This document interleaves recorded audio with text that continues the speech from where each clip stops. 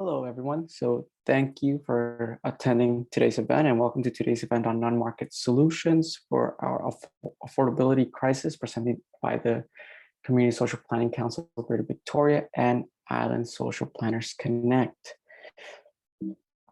So before we continue, we would like to acknowledge today's territory in which this event is taking place. So today's event is hosted virtually from the unceded territories of the Algonquin people, including the Squamish and Songhees nations. And it's always important to remember and acknowledge those territories in which we work, live, and play in. So a bit about the Community Council and the work we do for the folks who might not know us. We have been working for over 85 years to support social well-being across the region. Some of the programs we have here include the Low Income Transit Assistance Program, Point in Times Homelessness Count, and the Greater Victoria Housing Security and Rent Bank.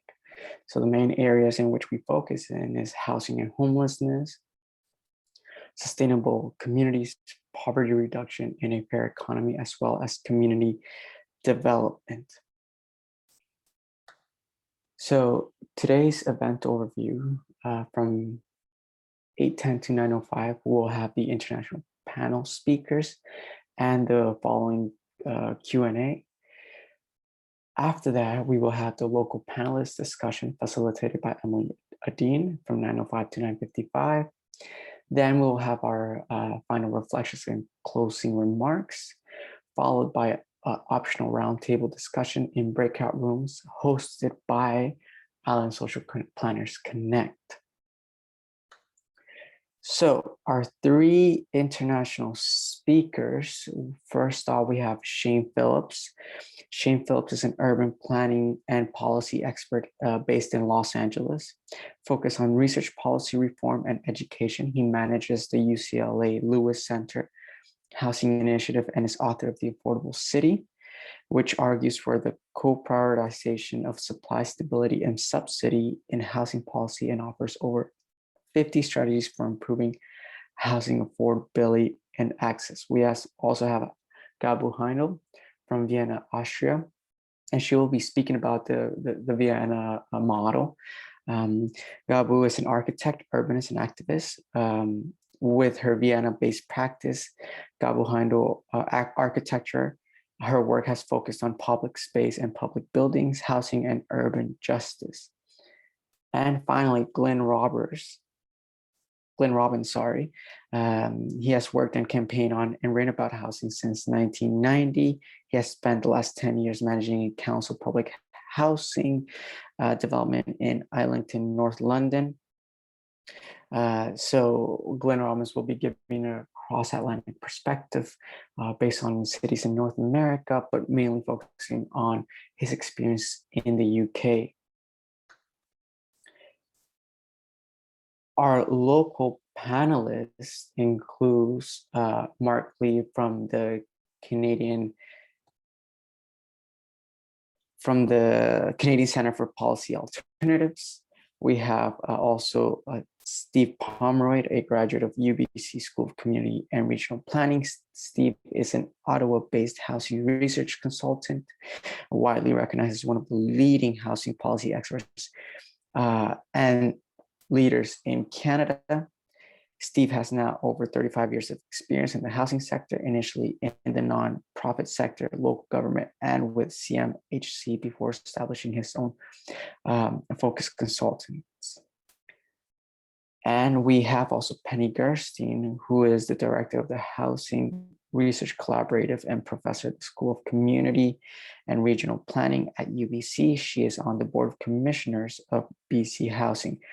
This local discussion will be facilitated by Emily Dean, who is the City of New Westminster's Director of Planning and Development Services and adjunct professor at the UBC School of Community and Regional Planning and the president-elect of the Planning Institute of BC. So as we see, we have a very diverse and expert-filled discussion, and we hope you enjoy it. And we have Shane Phillips starting us off. Please go ahead, Shane. Which broadly speaking, there we go. Which broadly speaking just means, supply is building enough homes. Stability is making sure we protect renters and other vulnerable households. And then subsidy is providing funding to fill in the gaps where those other categories fall short, which they inevitably will. So each of these goals serves a different purpose, and each has to be a priority for different reasons ultimately. And, to the topic of this presentation, I think another way of putting this is that we need a mix of market solutions, which supply tends to fall under, and non-market solutions, which stability and subsidy tend to fall over if we're going to solve the housing crisis. And you can read more about this on my blog. You don't have to buy the book, but just as a summary, if you want, there's a link here. But skipping past all that, I want to just, ask the question, what role does the market play before we get to non-market? And from my perspective, I think the market, it's very clear it will not provide all people with the housing that they need. But at the same time, when the market is prevented from serving even upper and middle income households, we end up with a housing shortage, prices quickly rise, and everyone is worse off. And that falls disproportionately on the poor. And so kind of my big picture view on this is we should let the market serve who it can, but we shouldn't be Pollyannish about the fact that it's going to solve all of our problems. And we need to have non-market solutions in place for those who the market will not serve.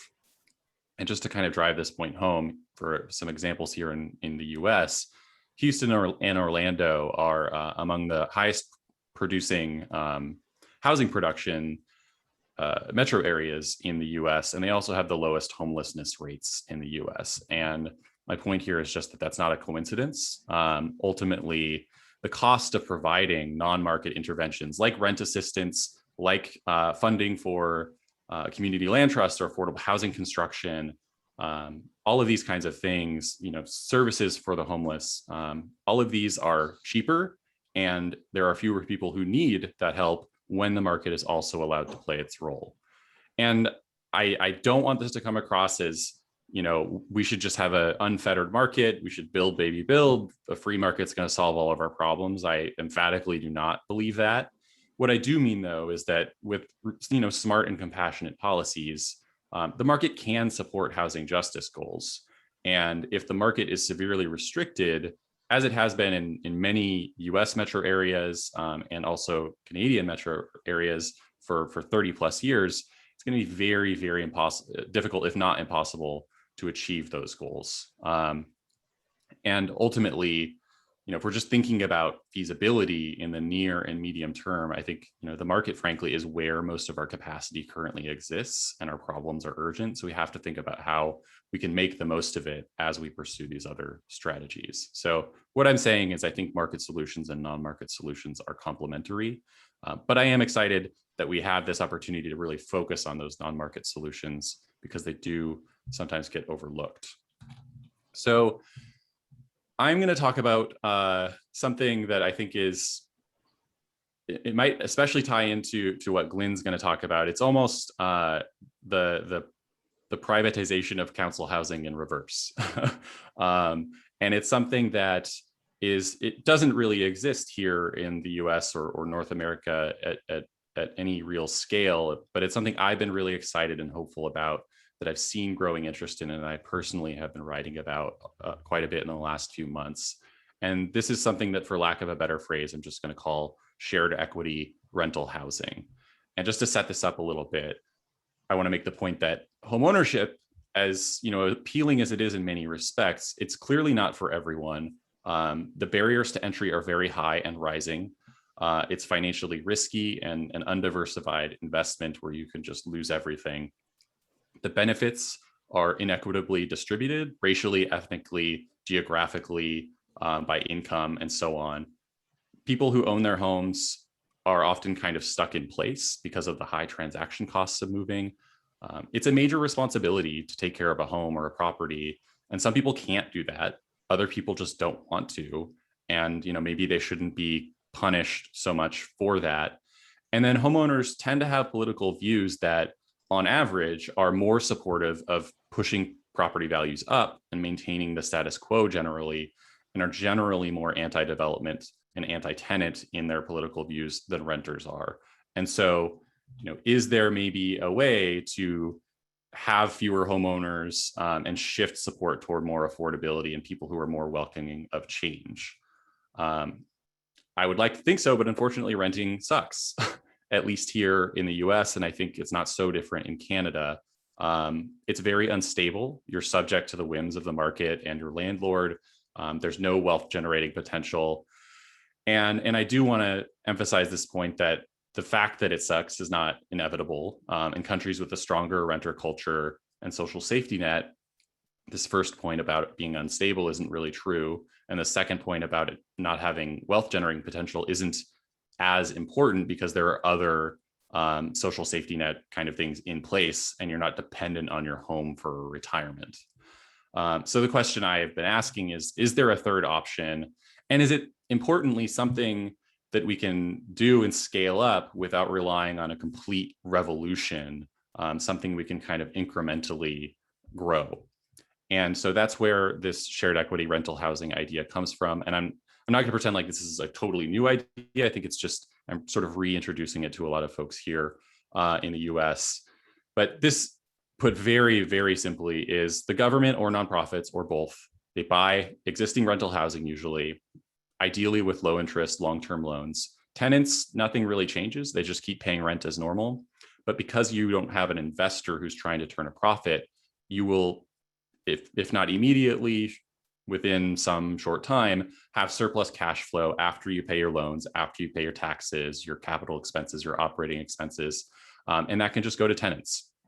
And so can a share of the appreciation, and that would all be proportionate to the rent that they pay.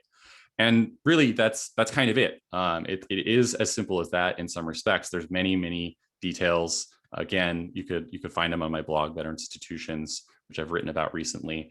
But that's the big picture idea. And just to lay out some of the benefits here really quick, it allows you to just pay rent and start building wealth, not at the level of a homeowner, but it really is kind of a useful transition in that respect.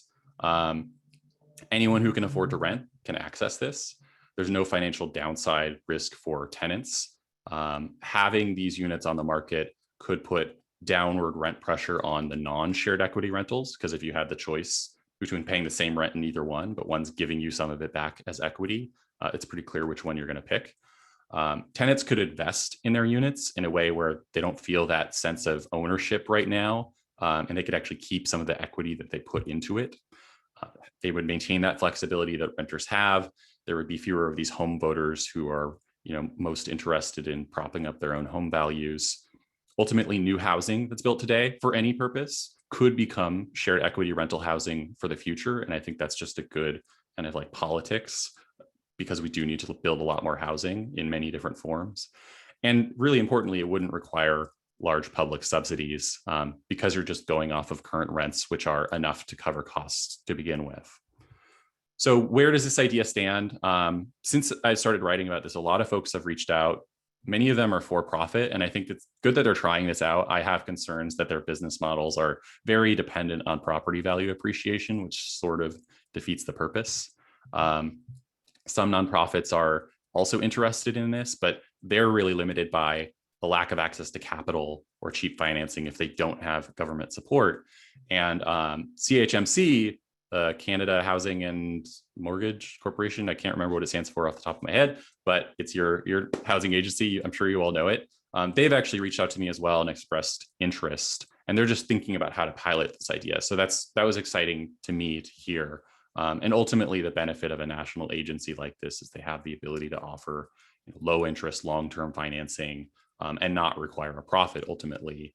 And therefore, this is something that can succeed without depending on rising prices to sort of backfill the costs at the end.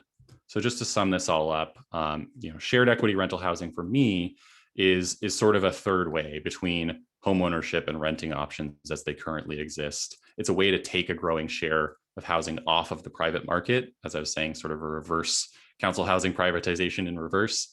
And for those who are familiar with community land trusts, which I think many are, it's sort of it's very similar, but I think complementary to that idea, but intended to serve more of the middle market without subsidies. So in that way, it is complementary to the more deeper subsidies required for community land trusts and able to kind of broaden the appeal of this sort of approach.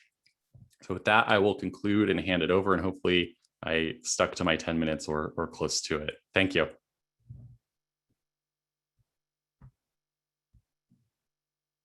Here, sorry, I'm mute there. Well, that was very tight, Shane. Thank you Yes. so much. Very impressive. Yeah, I'm looking forward to the conversation. Thank you. Yeah, for the international speakers, just for some context, Vancouver and Victoria, you're probably very aware, are facing acute challenges around the housing price and affordability and homelessness. We had 1,500 people, over 1,500 counted in the last 3 homeless counts in Victoria. So these are very, it's very real for us. So we move to Gabu. Okay, hello everybody. I hope you hear me well. I have some music in my background. Is it okay? Yeah. Yeah. Okay, super. I'm sharing my screen, and this should work. Do you see it? Yeah. All good. Okay, super.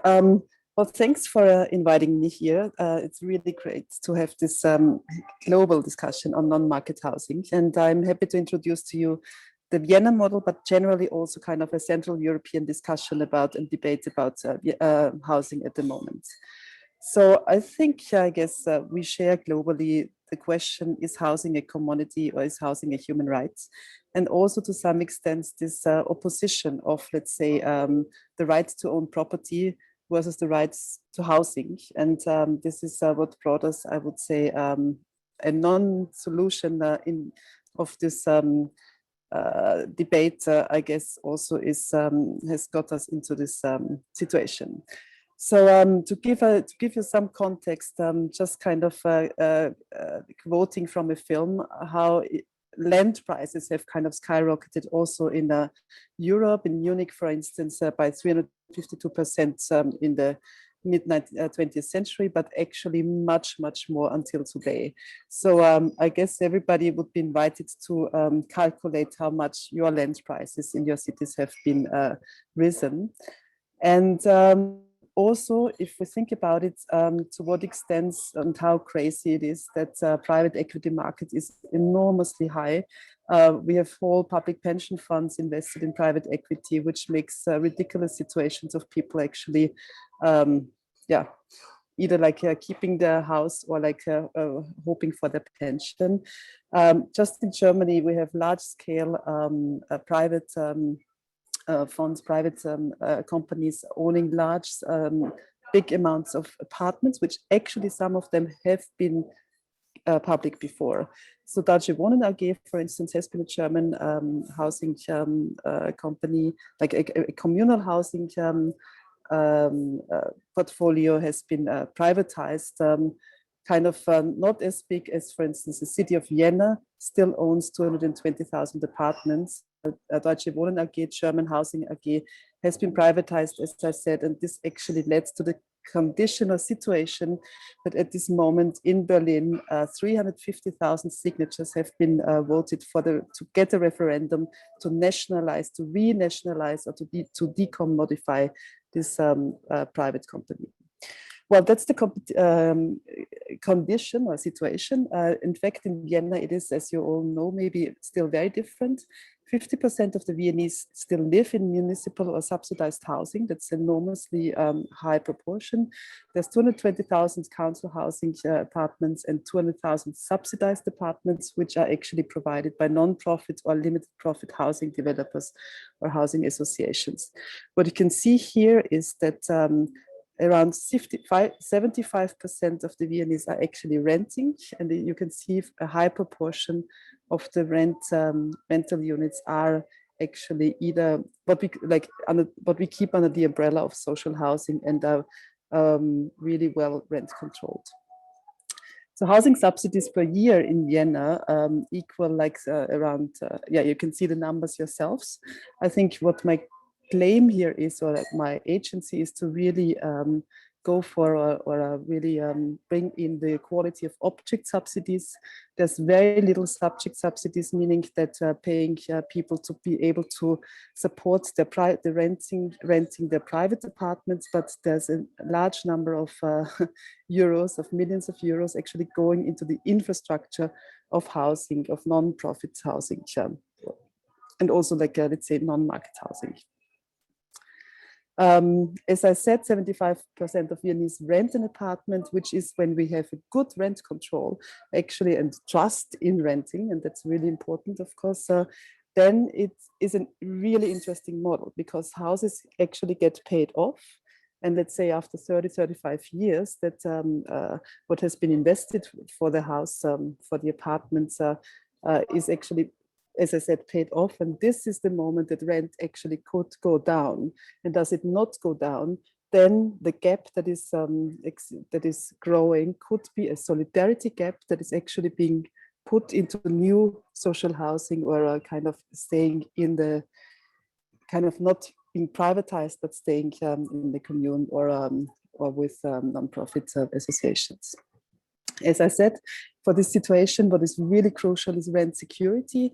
So when it comes to communal housing or social housing in Vienna, there is very extremely high limits of earning that you can have. So more, actually 80% of the Viennese would be eligible for housing, for accessing a social housing unit. You can also always stay. You're never asked to leave, which is really important and has been very much debated, because we have politicians actually living in a very, very affordable social housing units. But that's been a very crucial condition for that. So you have rent stability, you have the security to never need to leave. And of course, that brings also an interesting mixture within these houses.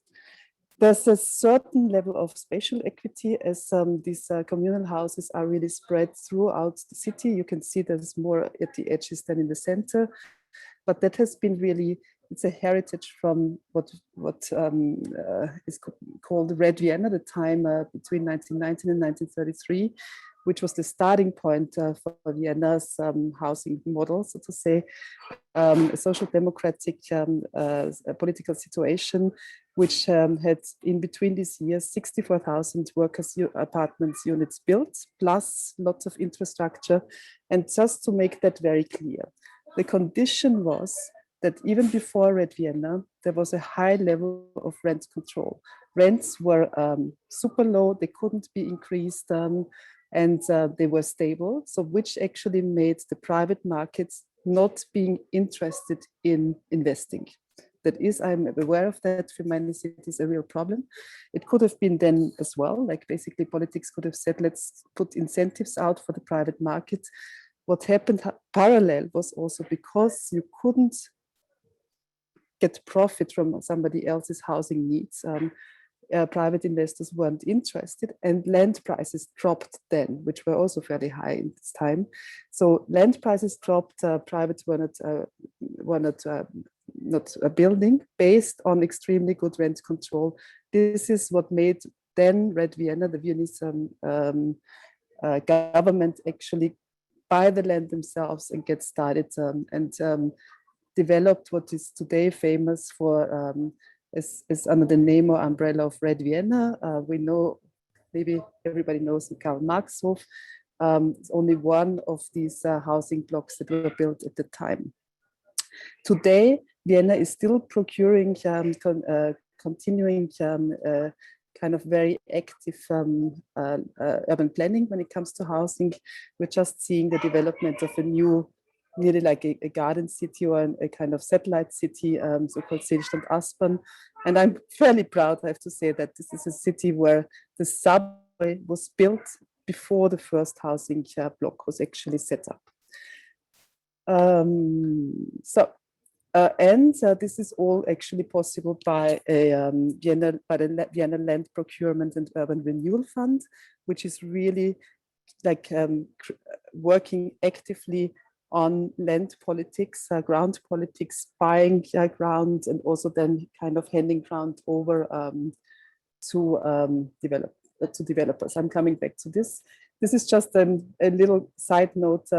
With these houses in the 20s, we until today actually see very proud statements saying it's built by the city of Vienna in the years so and so by the means of the housing tax. So not only kind of was the housing program developed then, but also a progressive redistribution tax invented that actually made the payment of these units possible. See them all over the place. Good. Today, however, the situation is also changing in Vienna, as in many other cities, as more free market developers than non-profit or limited profit housing associations are building. And that is also, actually, there would be funding, but there's no land.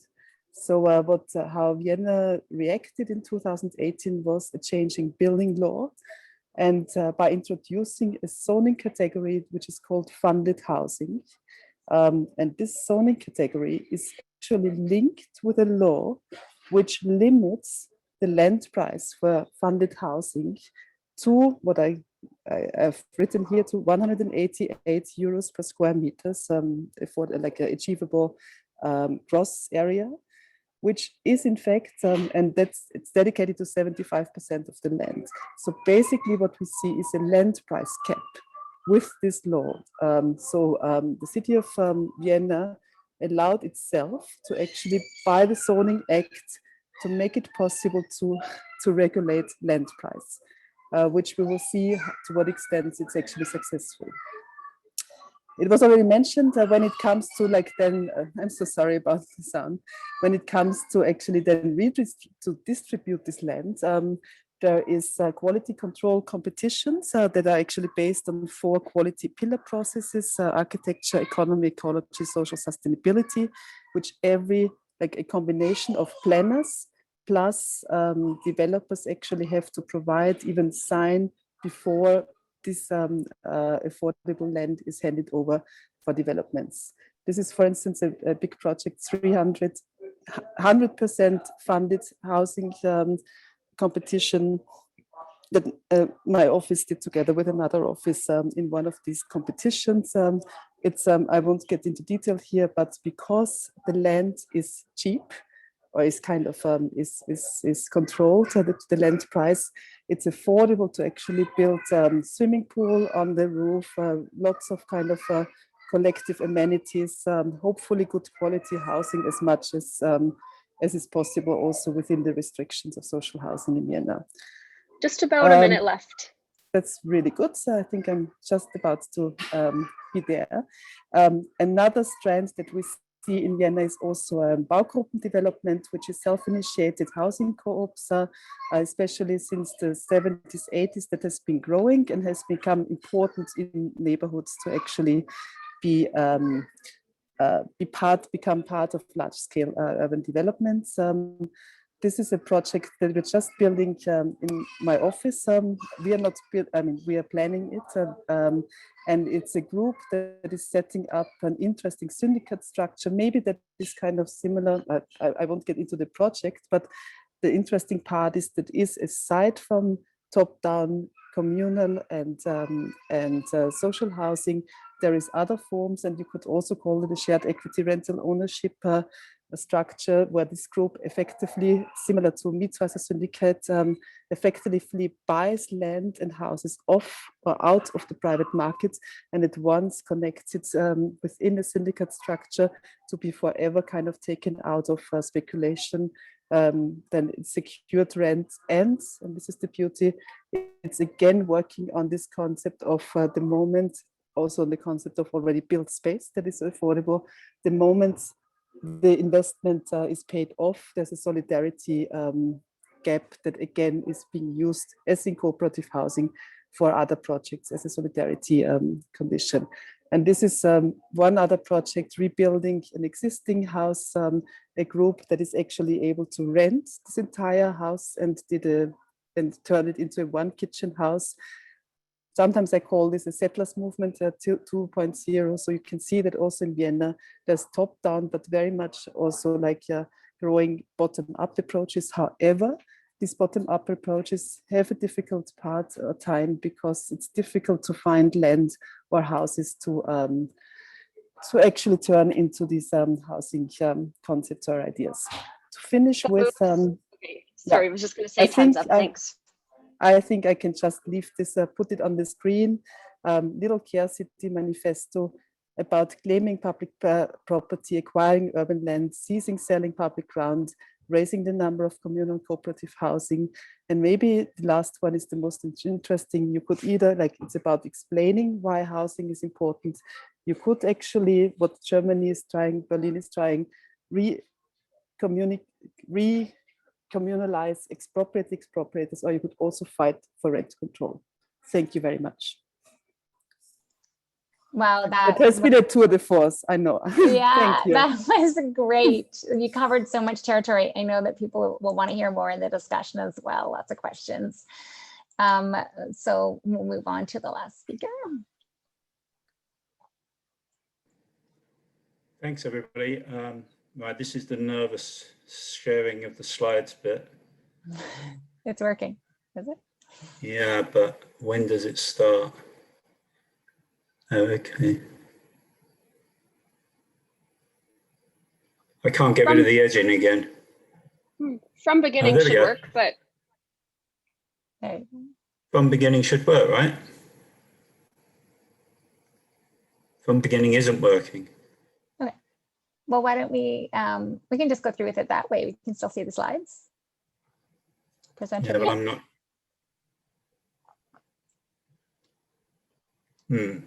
Can people see it and Yeah, hear me? We can see the presenter view and hear you. Okay, all right. Well, listen, let's just start. Thanks for having me.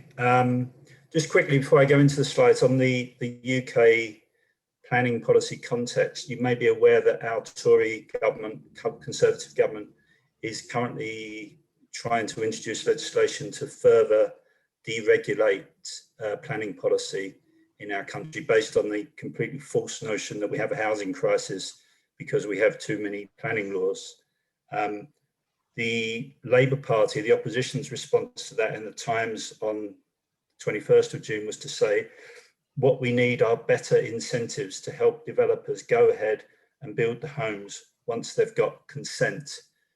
No, I fundamentally disagree with that.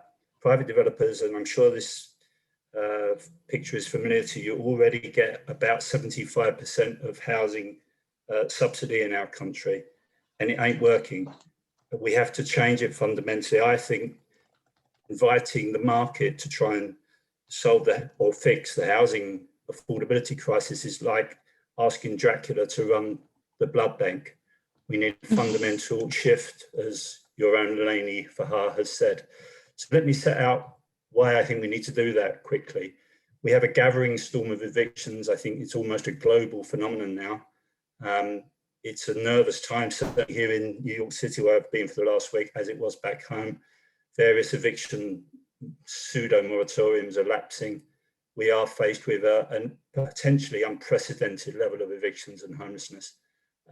Again, I'm sure it's familiar to you, but the links between housing policy and the environment are ones that I think we need to bring to the fore much more assertively than we do, and make the point that currently we are damaging the planet through our housing policies. Similarly, and as Shane referred to, I think Black Lives Matter has, in a welcome way, drawn attention to the institutional racism that is embedded within housing policies. And then finally, of course, the pandemic, which won't be the last. And I think we need to, in a way, go back to the future and begin to consider public housing policy alongside public health policy in a much more fundamental way than we have been doing.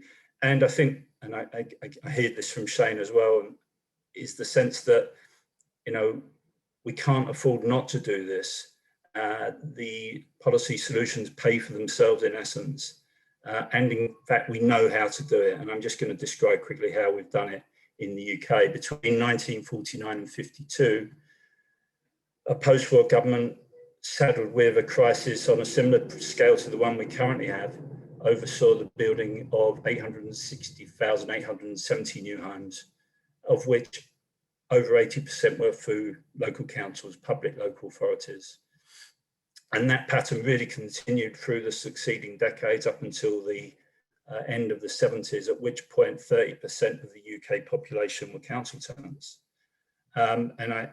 Similar stories can be said about other countries, but I suppose the UK, perhaps like Vienna, really was at the outer edge of seeing the need for a reliable source of non-market rented homes.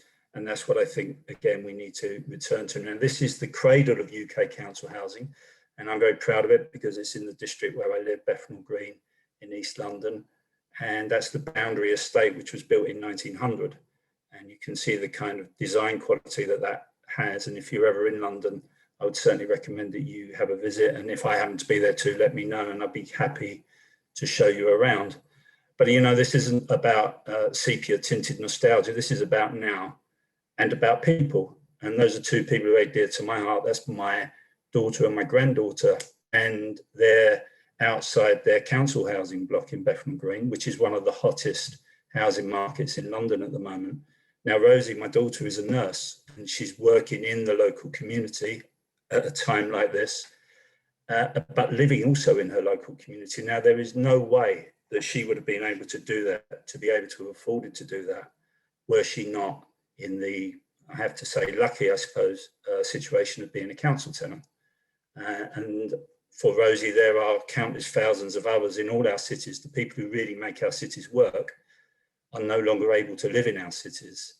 And I think Rosie's experience is one example of how, if we truly value non-market rented housing, be it council housing or its different variants, then we can begin to reverse that trend of displacement that we've seen in so many places. Now that slightly is nostalgic for me, really, because that's the Quaker Court estate, which I was responsible for looking after for the last 10 years. And I show that image partly, I hope, to correct any preconceptions people may have about the nature of council housing in the UK. I mean, there are problems, and anybody who has lived or worked in the sector, and I've done both, is fully aware of that. But I think Quaker Court illustrates just how good council housing can be when it's well maintained, well managed. And the other important thing about Quaker Court is that it's right in the centre of the city. It's about half a mile from the financial district.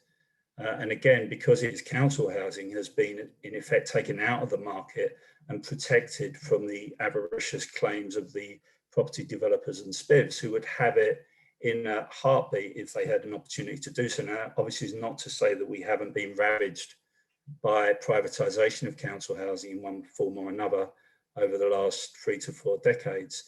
But I really do hope that now is a turning point, and when we can go back to seeing the need to, as it were, immunise an important section of housing in our countries from the volatility of the market. And I think that shift is beginning to take place. This is the Goldstone Road estate in Norwich, which is a city about 100 miles northeast of London. And this won the the Sterling Prize for Architecture a couple of years ago. And it's a council estate, new build, built to the highest environmental standards, referring back to my earlier point. And I think, again, marks the potential revival of council housing to the mainstream of policy in the UK, but I hope beyond the UK. Picking up quickly on what Shane was talking about, yesterday I went for a walk, as some have heard, I'm now in the Bronx in New York City, and walking around the neighborhood and trying to get to know it. And down the road from here is Co-op City, which is a massive non-market housing complex of 15,000 homes. Now it's a kind of limited equity cooperative model. I don't know enough of the detail to say to what extent that is successful, but it certainly looks successful. It's a place that I think, you know, you'd be happy to live. And it was built in the late 60s to a scale that was proportionate to the scale of the crisis that existed at that time. And again, I think we need to recalibrate our thinking around housing as well as rethinking the policy. I think we need to understand the true scale of what we're looking at, but I think there's also some opportunities there, aren't there? And again, perhaps Shane touched on this, that we are also faced with a prospect of who knows how many thousands of empty buildings in our cities as a result of the pandemic. And I think, again, that creates an opportunity for public authorities to buy those empty buildings, convert them and repurpose them for non-market rented homes. And so finally, I took that shot on the left. And again, I know this is familiar to you, and I'm not having a dig at North America. You could probably take a similar photo of parts of Britain as well. But as I was flying over, I looked out the window and that's what I see. And here's a little mention of a 1980s pop group, Heaven 17. Some of you may remember, we can't go on living like this, and we can't go on living like this. And so I'll just close with a quote from Herbert Marcuse, who said, "The housing crisis doesn't exist because the system isn't working. It exists because that's the way the system works." Thanks very much. With 35 Fantastic. seconds to spare. Oh my goodness. Anything you want to add? Time, as you can tell. Fantastic. Thank you guys. What a great, powerful set of ideas that have come forward. I guess pivoting from, so we're moving into questions, and for folks that are asking questions, there have been a few that have been answered already in the comments. So some conversation in the comments around the difference between Shane's shared equity model and the co-op housing model, how tenants invest. So some of those have been answered already. And also on Gabby's talk, there was a little bit around the land price cap. So if you want to check in on the chat, if one of those questions is a burning one for you, but I won't repeat them. One of the things that got asked that I think is a good place to pivot from is, somebody said, my understanding is that single family dwellings are only 9% of housing in Vienna. So this is for you, Gabu. Can you talk a little bit about how having most people living in apartments and multi-units changes the culture vis-a-vis the public space? So that kind of spins nicely off of what Glenn was saying, as, you know, we can't continue with that protected single family, you know, suburban home model. And Vienna has really done a lot around that denser sort of apartment multi-unit. So how does that look for public space, and how did that play out in COVID? Very good question, because I do think that if we go for dense cities, and then also for shared for shared space in general, however we organizing it, then the great common space is public space. And I've been also, like, aside from housing, been working on public space logically, because it is so much linked together. And in fact, there is really this is what I do a lot with students, actually walk through this housing kind of co-housing, social housing units, and actually really study the different public space conditions. There are still court space structures that are similar to how in Red Vienna you'd have actually always open space, like every one of us can enter. However, you feel a little bit more private, or a bit more kind of, it seems like a space that is not really yours. It's the people's space, but it is still public space. However, recently there has been an issue with who maintains all this space. And this is kind of, you can discuss it from spaces in Eastern Europe where a lot of housing has been completely privatized, one by one unit. And the question is the leftover public space, to also in Vienna, when it comes to larger scale urban development, then there is an issue about the maintenance costs, and also an issue about belonging of the people. And to end my answer is, Corona, of course, or the COVID-19 crisis did bring some people literally back to one-family houses. We had we could see that people would actually tend to leave the city and the dense city, however, less than we expected. And it's become a kind of nearly revival of public space, how to use it together, also with young people. And that has been absolutely amazing. And most of all, how to use public space without the commercial use that we were used before Corona. So I think there is something at this moment, there's a potential real possibilities. A lot has been said about the crisis as a chance, but when it comes to public space, if we take it now, there's a real renewal of valuing public space, and that's super important when it comes to changing the model of home ownership to shared ownership. So there's an opportunity right now because of that renewed sense of the importance of those shared public outside spaces. Do either of the other speakers want to speak to this? Well, just say something quickly about it. As part of, I suppose, the general, I guess, neoliberalisation of housing policy in the UK, green, open and public spaces in and around council estates have been under threat significantly in the recent period. There's some very good journalism around this, which I could link people to. And, you know, it was of paramount importance. You saw the image I put up of the estate where I worked. And during the pandemic, or during the peak of the pandemic, that open space was absolutely critical, particularly for families, but not just for families. And now it did cause some tensions, I have to say. But nonetheless, I think to imagine Quaker Court and any other estate like it without that green space, without that open space at any time, but especially during the pandemic, you know, it really doesn't bear thinking about. And so we do have to fight to preserve it. I'll just add really quickly, you know, I certainly believe we need to build a lot more housing in a lot of places. But the reality is, you know, I look at a place like Los Angeles, which is almost all outdoor space is privatized in some way. If it's not privatized, it's a road. And it's going to be very hard for us to build a more dense and sustainable community and more affordable community if we don't do more, providing more shared spaces, more open space, because, you know, we won't have much to offer people if they're either stuck in their homes, but there's nowhere else to go. That's not a sustainable solution in the long run. So we really do have to be prioritizing the open space and the shared public spaces alongside of these housing priorities. Thanks. Just to remind folks that if you've got questions, because we've got 50 participants, we're not able to really have an open conversation on this format, but we do have comments coming in on the chat and questions, and we've got folks that are bringing those over. So I'm tracking them as we go. So just if you've got something you want to ask, go ahead, Gabo.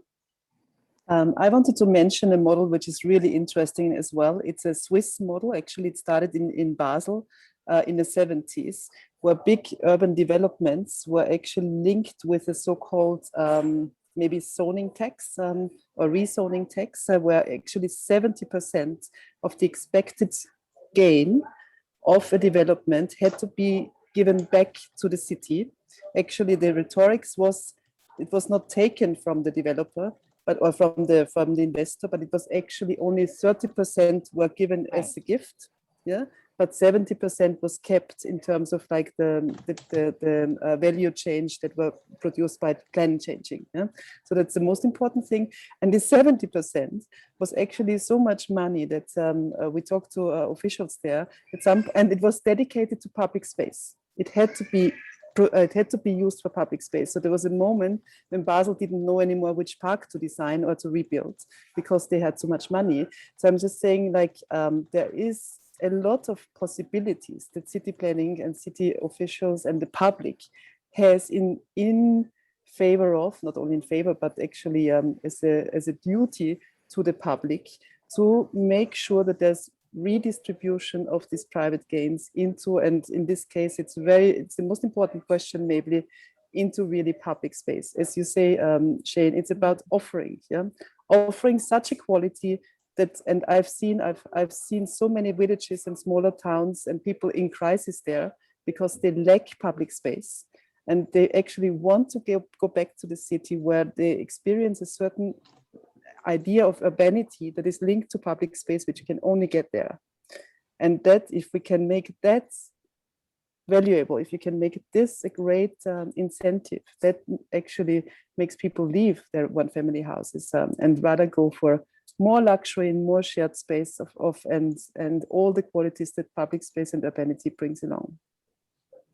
So interesting model for of capping the profits and ensuring that there's a public return. And it actually, it's not a new model for Canada, because we have that in the royalties for the oil and gas, for example, where companies extract the oil and gas and and we maintain the rent and they get a portion in terms of profit. That portion has generally been higher than elsewhere in the world. Actually, Canada's probably allowed more portion of profit, but so we don't have a great history on really claiming the public value. But in this case, for example, there's lots of good precedents for that in terms of that concept of public value and paying them for the service of building the housing rather than having them own it. And honestly, with housing being the new gold or being the new oil, I mean, this would be the moment to say, actually, this is what we have to apply to housing. Mm-hmm. You know what I mean? I mean, it's become such a kind of gold or concrete gold, as we call it.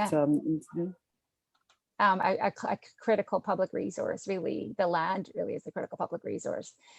Somebody asked a follow-up question on that one. Is that 70% of the total profit or of the land value increase? Of the land value increase, which is basically the increase. This is what you can do, like because it's only given by the change of plan. And this is why, I mean, you could ask for 100%. This is why they're basically saying we're dedicating as a gift, we're giving 30% away. Yeah. There's a question related to the tenant, sort of the housing return. So for nonprofit housing societies, they have that 30+ years to pay off the mortgage, at which time the agreement with BC Housing and subsidies for rent ceases. And housing societies find it difficult to fill the gap that results. And so there's a question around if rents are just enough to maintain the building and manage it, what role might lending institutions have in filling some of that gap? Not sure if I did the question justice. Yeah, I'm not sure if that's targeted at me or yeah, probably. So that sounds like more the kind of traditional nonprofit subsidized housing model that we have in most of North America. Mm-hmm. Here in LA and actually all of California now, when new buildings are built or rehabilitated and covenanted for affordable housing, income restricted households, we now require that to be affordable for 55 years rather than 30. Actually, when our low income housing tax credit program was first created, it was only 15 years. And so it's steadily increased because we're realizing we spend all this money up front and then it just reverts back to market rate in a few decades. And so, in the long run, I've advocated for we should have these covenants be 99 years, if not longer, if that's legal. Some places it's not legal to do more than 99 years. I'm not sure that fully answers, because I think the question partially is just about like, well, if the rents are really low, you can barely cover your costs. And so if you're talking about, you're getting to 30 years or more and you have to, spend a bunch of money on rehabilitation, but your rents are only covering operating expenses, even once you've gotten, the mortgage paid off. Mm-hmm. I think that's the kind of scenario where you're just going to have to get more public money is really what it comes down to. The model that I've been talking about, where you're not really reliant on subsidies, that's obviously a different scenario where you're going to have a lot more surplus cash flow whenever the property is sold off. And, as Gabo talked about, one option there is the solidarity rents. I do think the challenge there, at least in an American context, is home ownership is so lucrative for many people. Like millions of millionaires have been created because mm-hmm. of it, even as other parts of the country, people have gained absolutely nothing or actually are underwater. In those scenarios, I'm not sure that making rental housing so much based on solidarity is going to be feasible, at least in the near term, because you're basically making it less competitive with home ownership. And I do think we have to offer something to people that it is at least somewhat competitive. And the more we try to be like, well, renters are going to share everything, but homeowners are going to keep everything they've got, it's going to be it's going to, potentially widen that divide even further. It's just a really big challenge. Anybody else want to comment on that? Yeah, I would like to comment on that, because I think first I would not underestimate the generation that really, as Glyn said, that really knows something has to change. And this generation is the one project I just briefly touched upon is this group managed to completely budget or completely get all their money for the it was 4 million euros is not so much, but for people who have no money at all, just by people who actually support a different system. And I think to say, okay, if we get into the rental condition to at once compete with the private market, I see it differently, because I think it should really create an opposition or a different model. And the funny thing is, it has been asked, okay, how about maintenance costs after the 30 years, or how, if you need money to repair or rebuild? In fact, this money has been saved along with the rent, there's rent cap, a lot like rent control in terms of price also, but within this rent control price, there's a certain budget that has to be kept for being able after 30, 35 years to repair again, or you have the right to actually, if the repair is larger, to raise the rent. When it comes to funded houses by non-profit organizations, I think it's fairly unique in Austria. The law is that after 30 or 40 years, the rent price has to drop. And that's the opposite to where every other place where the rent prices actually are free in the market once the fund is paid off. And here the logic is, okay, well, you've been funded by public money, and once that's been paid off, you don't need so much money. These corporations don't need the money anymore. And these are the cheapest apartments on the non-markets, if you want to still call it market. And that's super interesting, for instance, when it comes to fight homelessness, because these apartments are more and more claimed for housing first structures, to actually say these housing units that are the cheapest because they've been paid off and they come back to be rented out are so low budget that they should be given to those who need it the most and have the least money. And then it's even interesting because you have an immediate spread of these places. They are not in one house, but are all over the places.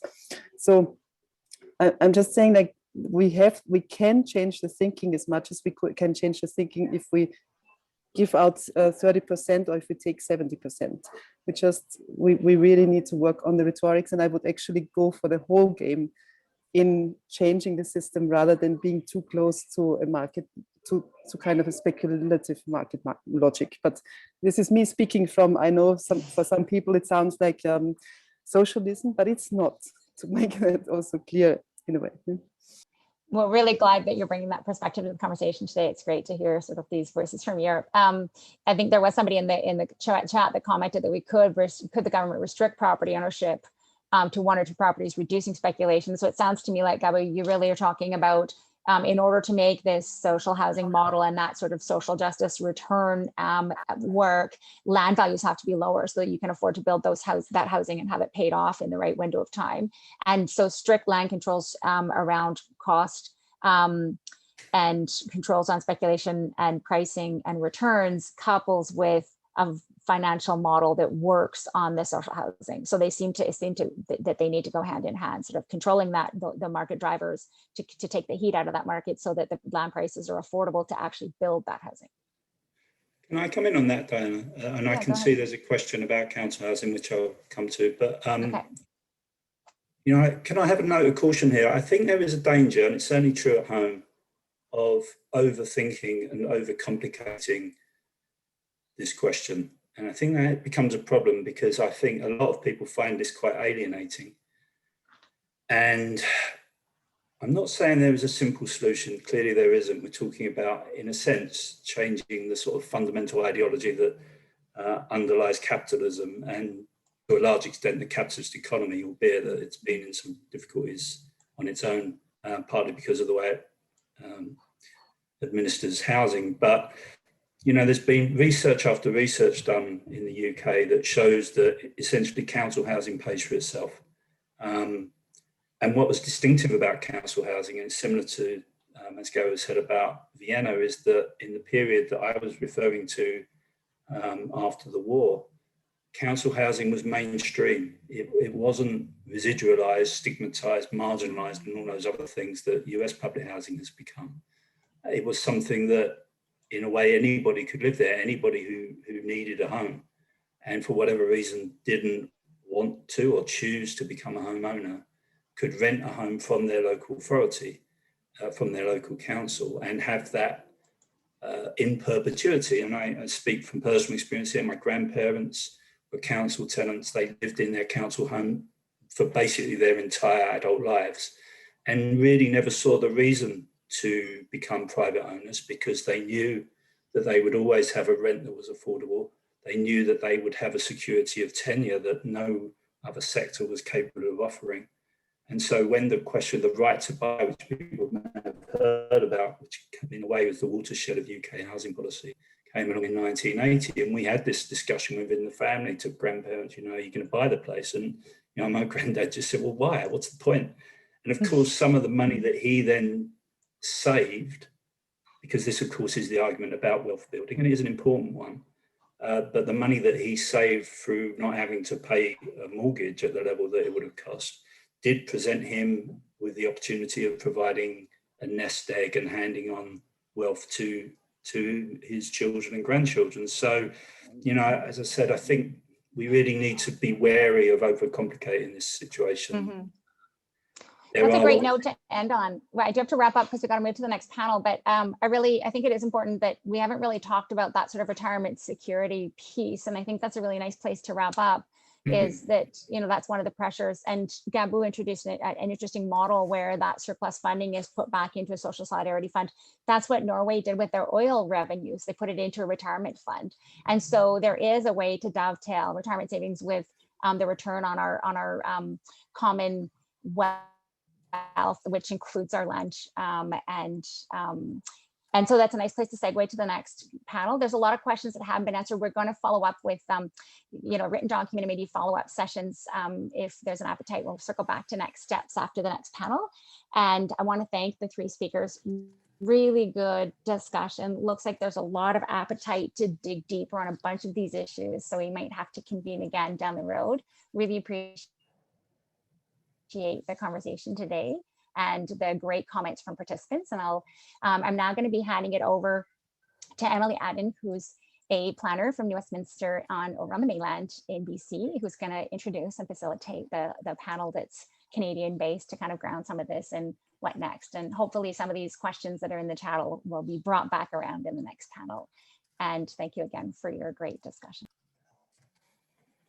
Thanks so much, Diana. I'm really honored to be here with such a great panel and also the international speakers. I highly appreciated everything they had to say, and it's great to be in the same session as them. And it's exciting to see familiar faces and familiar names, so I'm really happy to be here. I will warn you, my health is over 110 years old and I'm really melting. I had to turn off the fan so you could actually hear me. So if my brain melts a bit, that's what's going on, but hopefully it'll be sharp enough to get you through this session. So I will be giving you very brief bios. If you want the longer version of the bios, I believe they'll be going into the chat, and then I will start right away with my questions. So first, I'll introduce Penny Gersty. She was actually my prof at the UBC School of Community and Regional Planning. That's University of British Columbia for those of you who are from farther away. She's also a director of the Housing Research Collaborative, and she's on the board of commissioners of BC Housing. So she'll be only with us for about the first 15 minutes. So I will be asking her the first questions this morning. Mark Lee is a senior economist with the BC office for the Canadian Centre for Policy Alternatives. He's one of Canada's leading progressive commentators on economic and social policy issues, including affordable housing. And finally, Steve Pomeroy. He's an Ottawa-based housing research consultant, widely recognized as one of the leading housing policy experts and thought leaders in Canada, with over 35 years of experience, and therefore he's regularly advising a lot of national and provincial housing associations, municipalities, and provinces. So welcome to our esteemed panel. And I will just start right in with Penny. So most communities in BC have a low ratio of non-market housing when you compare especially to other places in the world, like we heard about this morning, Vienna and London. So we wanted to create this event to better understand how other places in the world have made significant progress on creating non-market housing. So my first question for you, Professor, is what can this audience learn from those international experiences, and how could we recreate those in BC? Yes, yeah. So thank you. Well, first of all, I really want to thank the panelists. They were just excellent. Yes, I mean, I think we can really learn a lot. And I think we have in various ways already been looking at some of these examples. So, you know, for example, Shane said that CMHC has approached him about the shared equity rental model. We definitely look at the Vienna model as a way of doing this. We have to recognize that we are in a different regulatory climate, different, you know, the areas of responsibility to housing vary by country. But I think that three things that I'd really like to emphasize is the fact that all three of the panelists really emphasize the need and viability of non-market housing, of the, you know, how it can be very effective. I think in our context, I want to really emphasize two things that I think would really further enhance that. Is Shane emphasized, or he alluded to land trust, community land trust. I think that is really growing. And one thing I recently learned is that Toronto has the most land trusts in anywhere in the world right now. I learned that. But I think that's something that definitely municipalities really can be looking at. And one of the things I think they need to be looking at is where is the land available? For example, in faith-based communities that I'm now hearing about, they are not selling their land, or hoping, not all of them are doing that, selling their land to developers. They recognize the importance of keeping the land so they can be using it for different, for themselves, and also providing affordable housing. So I think that's really critical. They really, municipalities really need to be looking at what is available. And one of the projects that I'm sort of currently looking at is part of that project is really trying to develop a model of how municipalities can effectively assess their land, the land available for housing. So I think that and especially in community land trust models, to sort of keep it in a way that it is affordable, so that housing can be affordable to perpetuity. So land is so much part of that equation. It's not all of it, but it is a significant part. The other thing that I just want to emphasize is the financing. And I think, again, some people alluded to this. So in British Columbia, we have, if people are trying to do nonprofit housing, they immediately look to BC Housing. They look to the provincial government to do that. Then they look to financial institutions that are amenable, like Van City. So some of the most creative, innovative, viable projects have been done through a combination of partnerships, through cities giving land, BC Housing providing the upfront financing, Van City securing mortgages, all of these things. One of the things that I just recently learned yesterday was that starting in July, there's going to be the most number, a dollar value of mortgages that are where people are going to be starting their mortgages in any sort of recorded, or since they've been recording this data. I really think that this is something the federal government needs to do, is that really rethinking what role financial institutions should be playing in the provision of housing. It is not just to be encouraging private sector housing. I know that the federal government started something called this infrastructure bank, which was intended for investors to go in and building federal rental housing, and probably Steve can talk to more of that. I don't think there's much been done about that, but I just really think that we have to be rethinking what our financial institutions can do to support affordable housing. Great, thank you so much, Professor. To our other two panelists, Mark and Steve, do you have any new thoughts from hearing those panelists on what needs to change in BC to increase the amount of non-market housing supply? Let's see, Mark, I'll ask on you to jump in first if you have any other thoughts.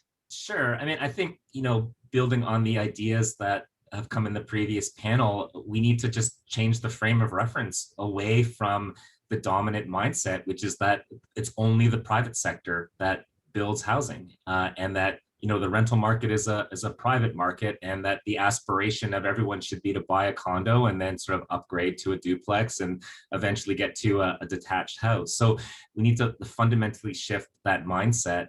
And I think we need to build. We did some numbers on this about a year and a half ago, looking just at Metro Vancouver. 10,000 units of non-market housing per year. Co-op, non-market rental. There's a variety of formats that could, integrate things like community land trusts and that sort of thing. So we need to use existing public land owned by municipal, provincial, federal governments, but we'd also need like a public land acquisition strategy and a land banking and land assembly strategy. And I would say that we should be funding that out of progressive property taxation, so that the windfall profits that have accrued to, in fact, folks like myself, from the major rise in land prices, and in my case, it was a 6-fold increase over 20 years in land value, all of which is an untaxed capital gain that is to my benefit. Folks like myself should be contributing to affordable housing. It's only fair that we have that conversation right now. So I think those are the major pieces. And then when you look at the microeconomics of how you go about building that, if you have contributed land, it could also be contributed land from nonprofits on a leased basis or something like that. You have to deal with the real costs of construction. But if you actually put all those pieces together, if you waive things like parking requirements, you waive community amenity contributions and development cost levies for nonprofit housing. I did some numbers that for Metro Vancouver, you can get break-even rents on a 50-year mortgage to a nonprofit developer at $1,273 per month for a 1-bedroom. That's still a lot for some people. It's well below what market prices are for new build in the marketplace. So I think there's a bunch of those type of strategies, and then we also need to open up the land base, the large swaths of housing that's reserved as detached housing. And there's been some modest increases with laneway houses and some duplexing, but essentially 30% of the population lives on 80% of the land, and we need to open that up, and we need to turn our beautiful leafy single family neighborhoods into beautiful leafy multifamily neighborhoods. And we need to really open that up instead of doing this sort of case-by-case spot rezoning, which is the dominant way that restricts the amount of land that can be developed and keeps prices high, and just kind of feeds this whole dynamic where every approval has to go to council and the neighbors get all outraged and their voices are disproportionately represented in the public debate, as if there's a widespread opposition, when in fact the folks who stand to benefit from the housing don't get a voice at all in those decisions. Great. Thanks so much, Mark. Did you want to jump in as well, Steve, with your top learning on that, or should I throw another? Yeah, okay. I mean, just picking up on the international panel, which again I thought was very good. I mean, there are a number of ideas in there that I think are quite relevant. I do a lot of comparative international research, like Glyn, and context is important, and how you translate those ideas is actually quite important and sometimes quite challenging. I mean, going to Shane's point on the what he refers to as this sort of shared equity rental. I mean, we've been working quite hard on trying to get something like that here in Canada, but it's not so much to actually create affordable stock. It's actually to preserve what we already have. In the analysis I did a couple of years ago, we found that across Canada, we lost 322,000 affordable rental units between the 2011 and 2016 census as a result of rents becoming unaffordable and or those units being redeveloped due to intensification policies, because many of the lower rent units exist in the older inner city areas. So the whole loss of stock is actually, if we actually do the math, we're losing 4 units from the existing affordable stock for every new unit the National Housing Strategy and BC and all the other provinces collectively plan to build over the next 10 years. So we're on a treadmill going backwards, and we're going to fall off the back very quickly if we don't address this issue. And I think the acquisition idea that Shane is speaking about is very, very relevant. It's absolutely critical. It's an existential threat to our affordable housing system, the loss of this stock. One of the issues is that the National Housing Strategy doesn't have a single funding stream that allows this to actually happen. So we do need more advocacy to the federal government on that particular issue. The related issue is the commodification and financialization of the rental sector. And a large part of that loss was caused by large capital funds and real estate investment trusts purchasing properties that are renting below median market rents that we call affordable housing, they call underperforming assets. And they seek a number of strategies to raise the rents, increase the yield for the investors, and that stock is therefore lost. So that's a really critically important area. It doesn't actually build new housing, but not losing 4 is as good as building new. Picking up on, I think the Vienna stuff is very interesting, but again, context. It was done in the interwar years, the 20s to the 40s, and they got in very early, built very large public banks. There's very effective mechanisms in terms of driving down land prices by having strict rent controls, which made it unaffordable to build rental. If we tried to do that across Canada and BC right now, if we impose strong rent controls, all we'll do is basically stop rental development and developers will just build condo. So because we have this condo product, before 1969, an apartment building in Canada was always rental. When we invented the concept of strata titling, we actually fundamentally changed the dynamics of real estate investment, and we got more, everybody shifted to building condos. So that, translating that policy is very, very tricky. But I think the important piece in the Vienna model is because they have such a high percentage of tenants, the political constituency that gets support for these ideas, the point that Mark was making in the inverse, that it's the loud voices of the homeowners that are stopping intensification and other kind of things happening in places like Vienna and indeed in Montreal. We have a majority of tenants and they are allowed political voice, and that's what you need if you're going to actually change the political structure and the way we invest in these things. Great. And final point I'd like to make, actually I'll come back to on a subsequent question, but it's the question of land value capture. I'll give you a break. Thanks, Steve. So I think we're all in agreement about certain major points. Intensification is needed.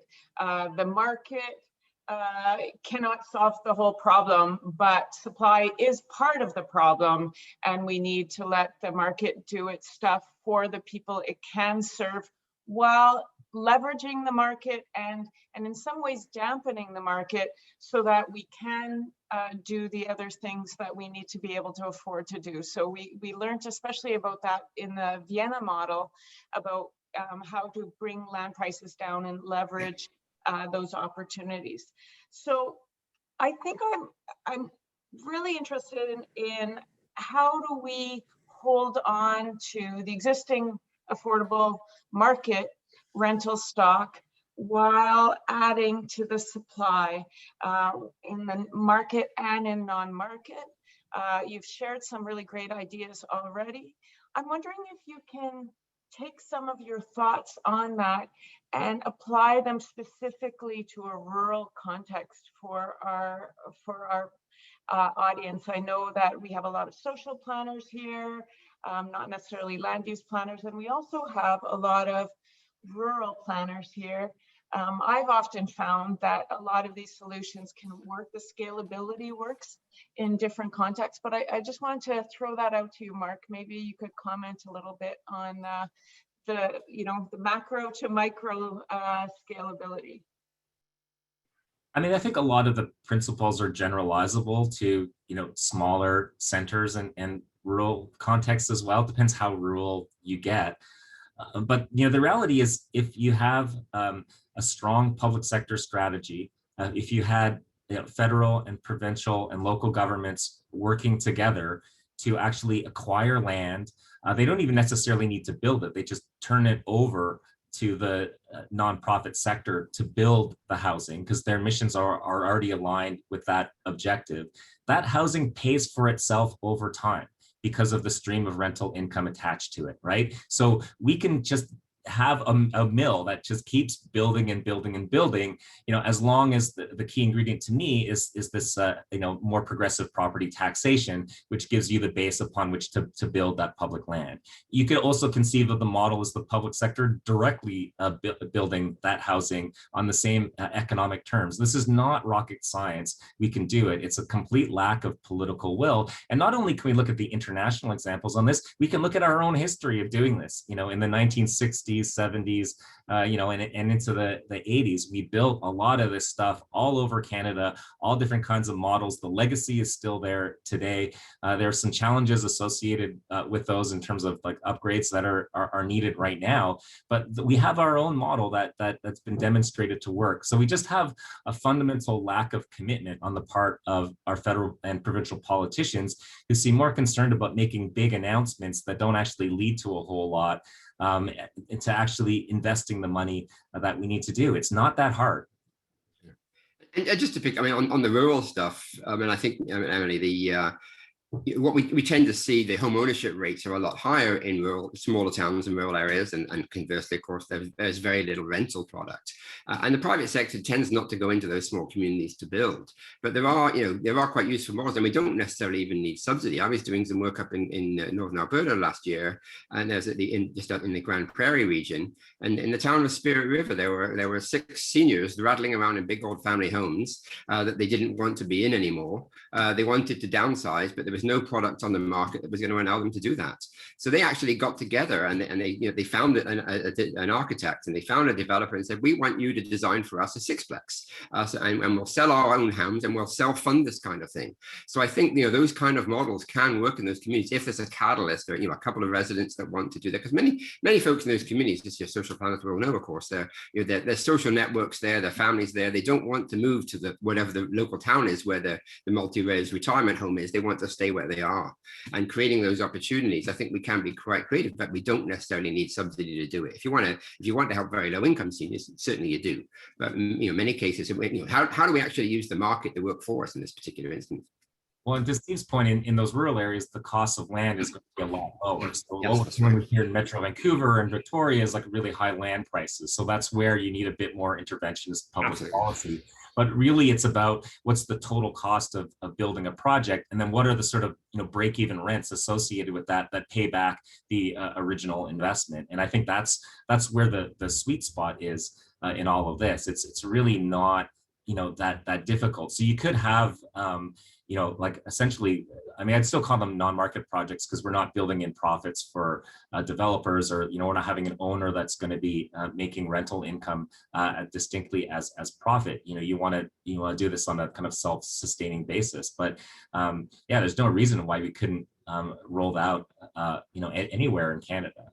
Yes. Right. I think, just to riff off Mark's point there, I think there really is an interesting model that we could create in Canada. Shane alluded to, in the US context, you had private sector developers building affordable housing. At the end of 20 years, they went to market, and you lost those out of the stock. So, and indeed, we did the same thing in Canada under the Investments in Affordable Housing Program. In a number of provinces, private developers were able to get those grants. They kept the units affordable for 10 to 20 years, and then they're gone.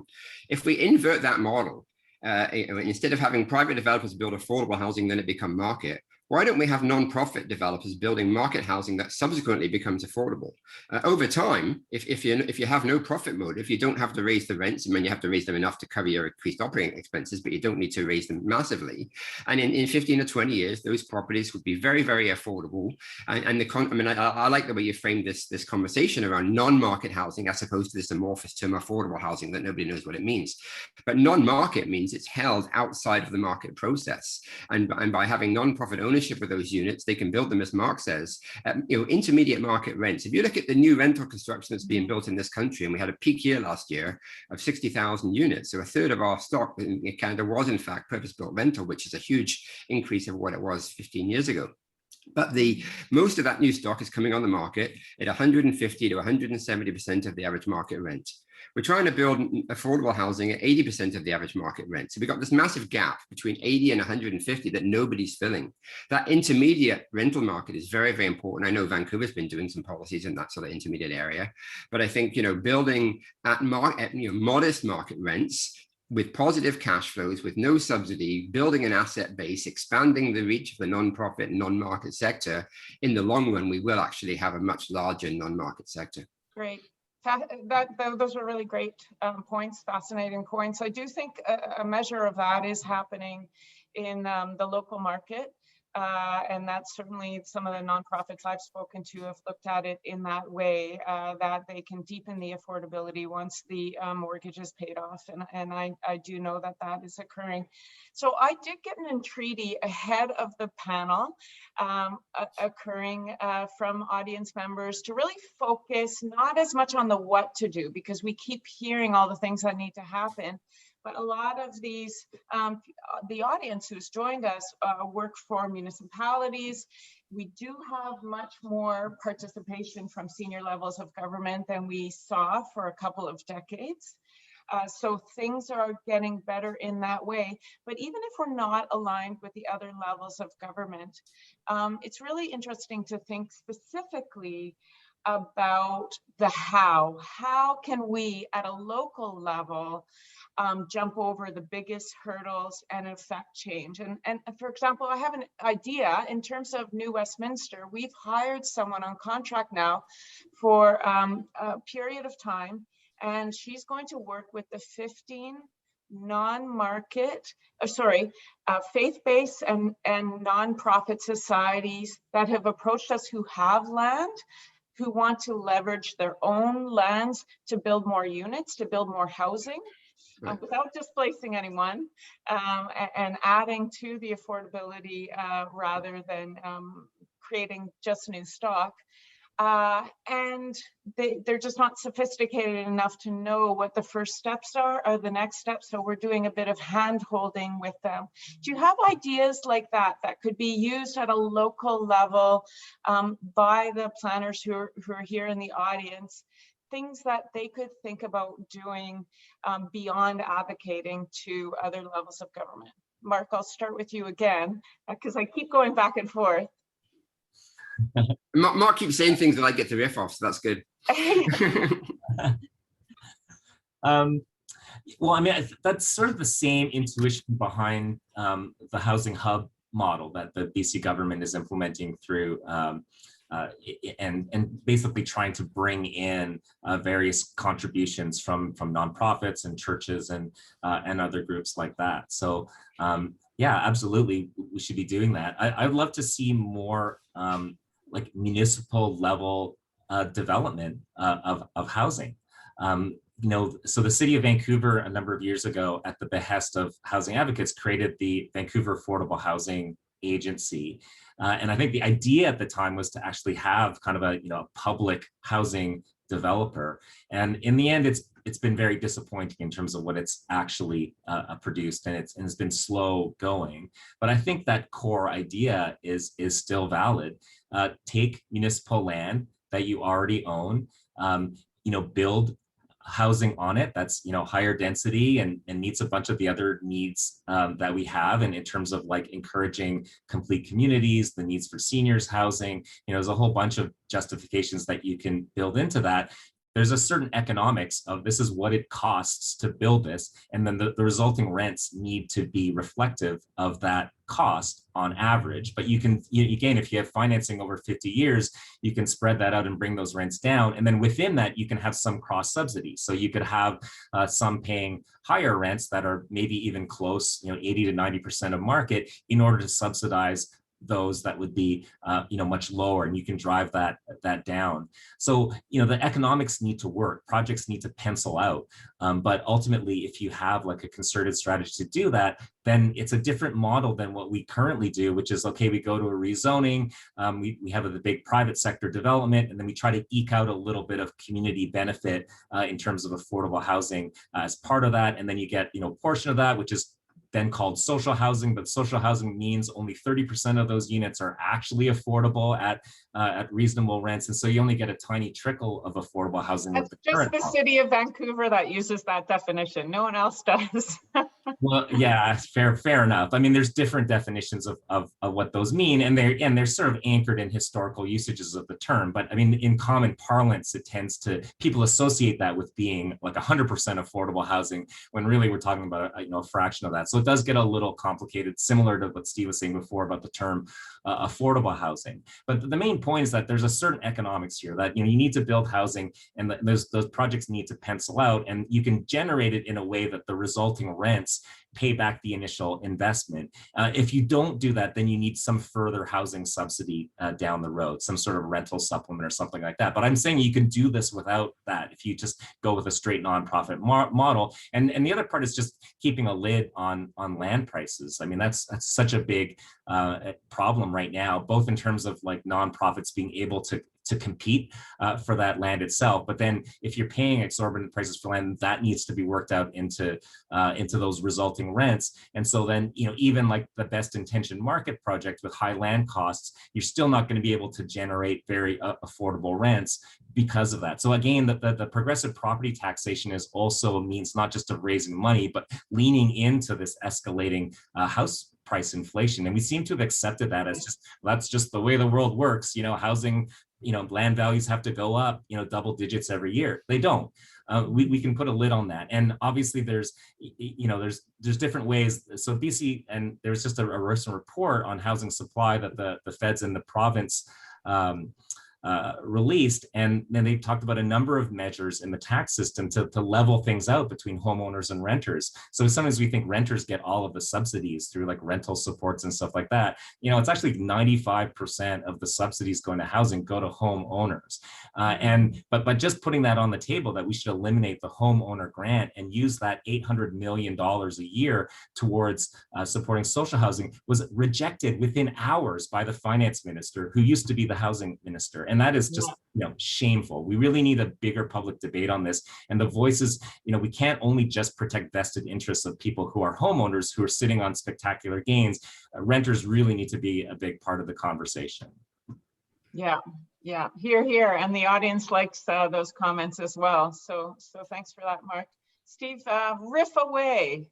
Yes, well, I think, your original question, you've got some folks there looking at city lands, and the planning folks are trying to figure out how to, maximize the community benefit in terms of affordable product that gets put on those. I think, there's a set of skills there that planners don't necessarily have in terms of the development side. But if we think back to how we created the non-profit, non-market sector in this country, and co-ops nonprofits in the late 1970s, when the federal government decided they didn't like large-scale public bureaucracies anymore, wanted community-based nonprofits, they funded a program called the Community Resource Organizations Program to create resource groups. And you had a whole pile of them in Vancouver: Build, Columbia Housing, Terra, etc. Many of them have atrophied over the years. But that's how we got that non-market housing built in the first place, was creating these small, essentially developers, non-profit minded and non-profit structured developers to help facilitate that kind of process. So recreating that within your ecosystem, I think, would help add to the planning side in terms of the kind of things you might do there. The other really important piece for this audience, though, is Gabby referred to it earlier in terms of you're in the various discussion there with Diana around sort of the Heritage Fund and the new gold, and real estate's the new gold. But if we think about how do you make gold out of sand? How do you make wine out of water? The planners are the gatekeepers on land value. Land has no inherent value until a municipal council approves a use. If the use is zero, the land has zero value. As soon as council approves a 10-story, 100-unit building, they are creating massive value. And this is the concept of planning gain. And if it's a public decision that created that gain in the first place, then there should be a public sharing of that gain, which is what inclusionary zoning should be about. Now, the backstory to the success of Vienna was, in addition to their strong rent controls, was that they drove down land prices back in the 20s and 30s. If you want to drive down land prices in BC, put very, very onerous requirements on development approvals that you cannot develop this site unless 20% of the units are at these affordable rents, or whatever criteria you want to use. Right now, what happens is you're building a transit line. The planners say, oh yeah, we want to do some transit-oriented development. Let's actually put in our official plan that we're going to increase density around these transit sites. That sends a signal to the market that, hey, there's a lot more profit to be made on this site. Let's go bid up the value of that site. So the public decision and the public statement, both in terms of the initial investment in transit, which is massive and it's public, and secondly, the decision to actually signal that you're going to you haven't rezoned it yet, you've only put in the OP that you're going to entertain higher densities. That massively raises land values. So if that's how as Glyn quite eloquently quoted there about this, the system works the way it's supposed to work. The system works to increase land values. If we want to change that process, we have to drive land values down. We have to have very, very hard and stringent requirements in our official plans and subsequently follow up in zoning bylaws that impose a cost on developers that they will now capitalize that cost into what they bid for the land, and they'll bid lower. And planners hold the control over doing that. Yeah, Steve, sorry, I'm just add on that because it's a good riff and you'll be happy with it. But I think I think a different model is, instead of like these kind of spot by spot rezonings, like upzone more broadly across the entire city. So allow 6 to 8 units, like 6,000 to 8,000 square feet on a single lot, but with the condition that all development has to contribute to affordable housing in some way, right? So that if it's inclusionary zoning, you're building 6 units, 2 or 3 of those units have to be affordable at some rate. And there's different models of doing that. Or, potentially they could pay cash into some kind of contribution that builds housing elsewhere. But I like the idea of like having more mixed income communities, so that all housing, especially single family homes that then converted into new single family homes, we should downzone that. Like right now, the floor space ratio, or FSR, and I think people here are in the know about FSR, I don't have to explain that, but is like 0.7, downzone that to like 0.4, 0.5. And if they want to get back to that 0.7, they have to contribute and pay for that extra density. But at the same time, the scissors of it, the other side is that you're actually allowing a lot of development value to be released that's building the type of housing that we need, but it's got to come with some guarantees. Otherwise, you're just going to get luxury condo developments, because developers will build to what the market will bear. That's their job. We can't expect them to do anything but what they do. But we can put restrictions on that. And if we send that as a clear signal at the outset, that will help tame land prices, as what Steve was saying. Yeah, and as Jane said, market housing can be part of the solution, and we need to build onto that. So there are a whole bunch of tools in the Local Government Act in BC.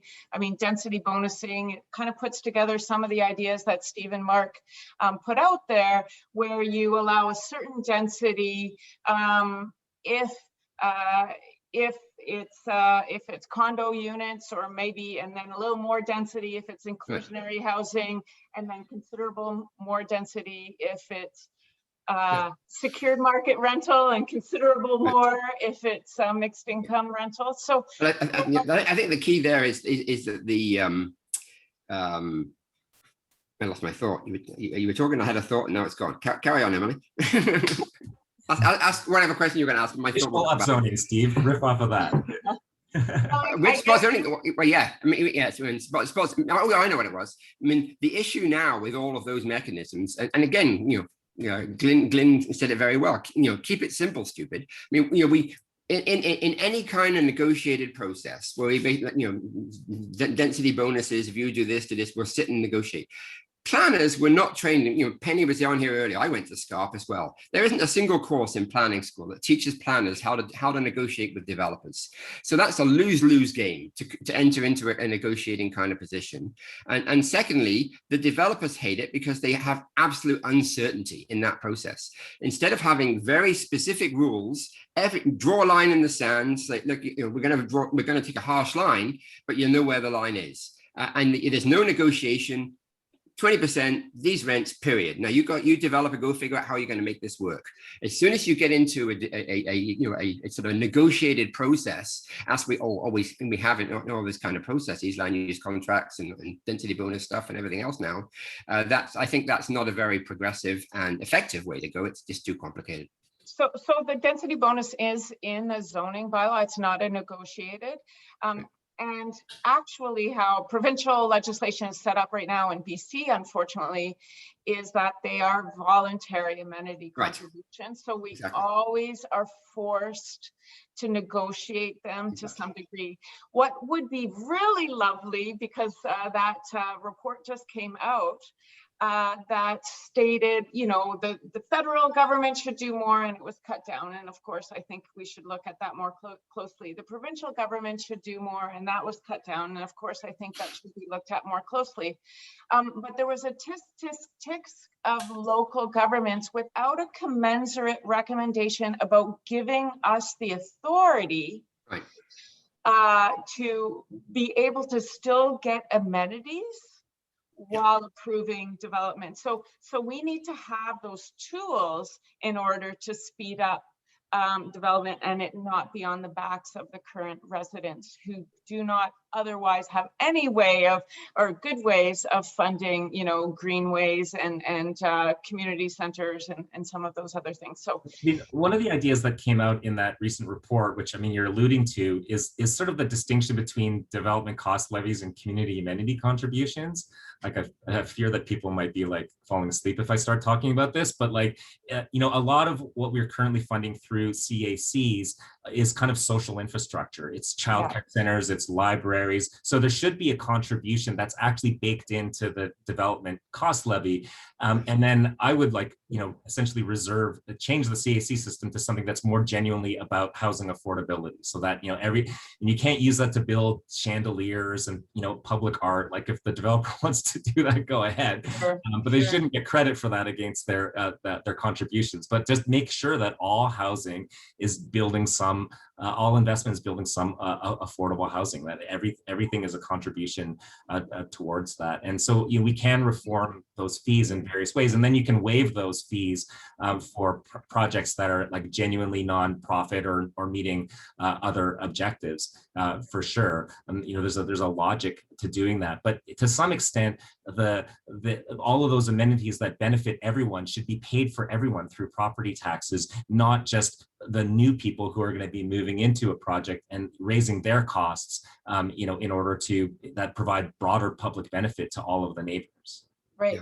So those are great points. I do want to define some terms that we're using for the audience. They're not necessarily aware of them. So when Mark is talking about development cost levies, in the rest of BC, they're called development cost charges. So what you call DCCs in your community is what he's referring to.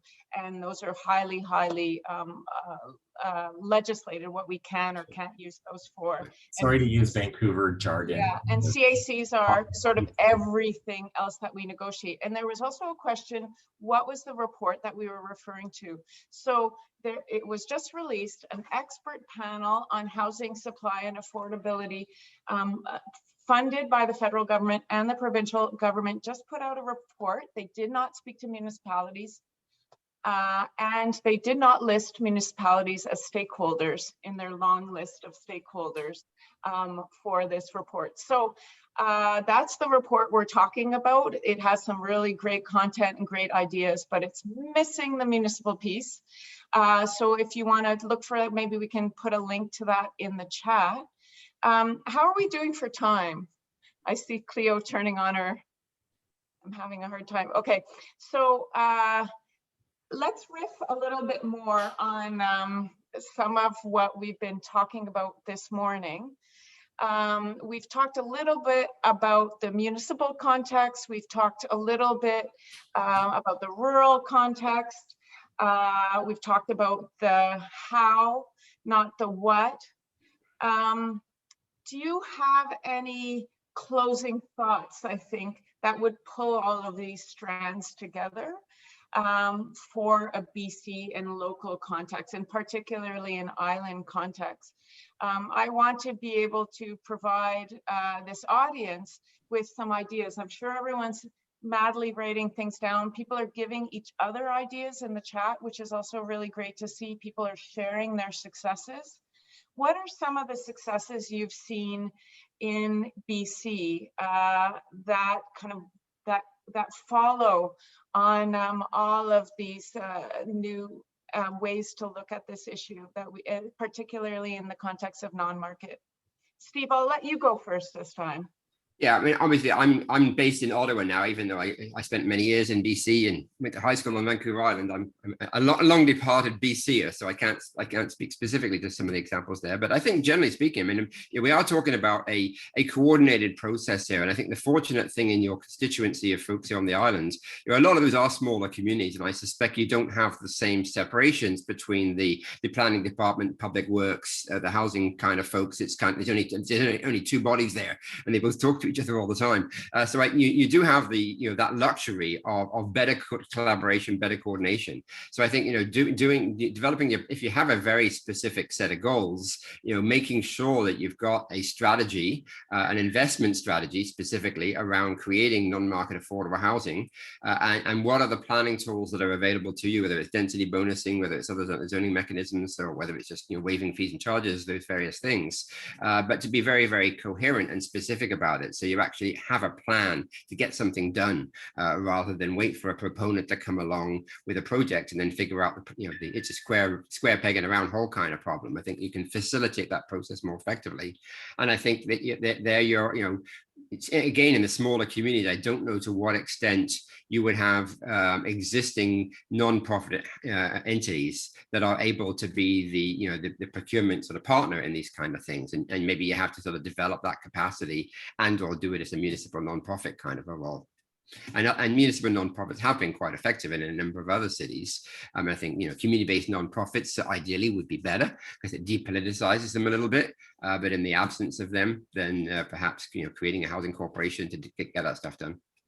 I love that, Stephen. You also mentioned earlier, and I think it bears repeating, that densification just means something different, but it still applies. So it could be a sixplex instead of single family.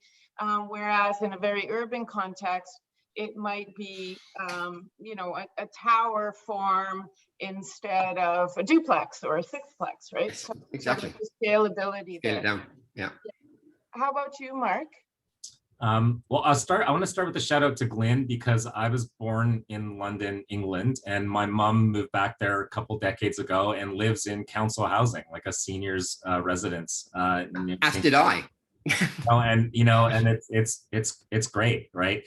So like we kind of know what the model is, but I think it's important that we get back away from the view of housing as an investment, as a market.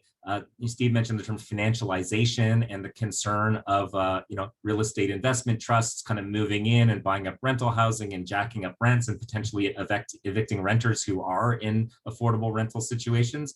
But even it's also like mom and pop operations, like people who are buying second and third properties as investments units. Those people are competing with people who would like to buy their first place and bidding up prices.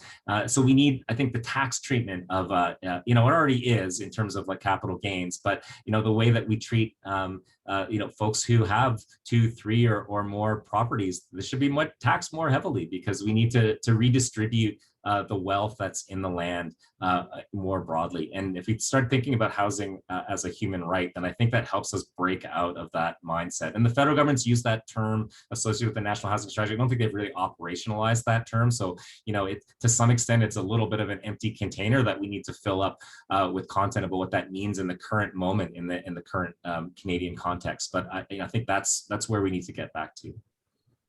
That's That's so great. Thank you, both of you. So I've heard so many great terms all of this morning. We're talking about human right to housing, talking about inclusionary versus exclusionary zoning or housing, social justice, financialization of housing. I think I could add a few other terms, just growth. I want to pick up on another similar issue. I think it's been argued that there's a high connection between the effort that's happening in Canada towards reconciliation with Indigenous peoples and the right to housing, and that the right to housing for Indigenous peoples is part of that reconciliation journey. And I'm just wondering, not to put you on the spot, I guess I didn't warn you ahead of time, but it's just such a timely issue to discuss right now, and we were already all sharing land recognitions at the beginning of this session. How do you see a connection between reconciliation and affordable housing? Whoever wants to jump in first. And folks, just so you know, we've got about a minute left. Sorry. Okay. Very quick. Burning thoughts in 1 minute. Yeah. Very quickly then. The glaring omission or the delay in the national housing strategy is the lack of the implementation of an Indigenous urban housing strategy. And the disproportionate number of Indigenous that live in our cities and the massively disproportionate number of Indigenous in our homeless shelters is a consequence of racial discrimination in real estate markets. And unless we can actually create these kind of resource groups that I talked about and non-profit entities that are created by Indigenous organizations and run by Indigenous organizations for Indigenous, I think we're not going to actually address the needs of the Indigenous community in our cities. 30 seconds. All right, well, I'll throw the cat right among the pigeons. What if we had like a tier of property tax that was allocated back to the First Nations upon which that land was built? Or what if we actually converted all of our freehold leases into 50-year leases, where at the end of that time, they would revert back to the original landowners? I mean, that's radical stuff. But if you're actually talking about land back and we living in a country that is based on conquest of Indigenous land, we need to have a real serious conversation about what that means in practice. Nothing like ending on a high note there, Mark. I need to turn it over to Diana, but thanks so much to each of you. I'll also follow up with Penny separately, and also our initial panelists from other places in the world. We really appreciate that. Thanks. Diana. Hi. 1 minute late. Thanks. Well, you guys, we've done a great job of being tight and staying on time. That's been a really amazing discussion. And back to this sort of oil, land is the new gold, and oil. I mean, we also have revenue sharing examples with our Indigenous communities around resource rents. And so there's good models. I think, we'd have to significantly increase the rent capture from our land resources like Vienna, the Vienna examples that Gabby talked about. In order to be able to properly share that while building affordable housing stock. But there's lots of, again, we have good Canadian examples that we can draw from if we see our land as a collective resource, not a commodity to be traded. Just to wrap up, thanks to all of the great local speakers. It's been a really good conversation around grounding this in the local context and kind of parlaying with planner comments and questions.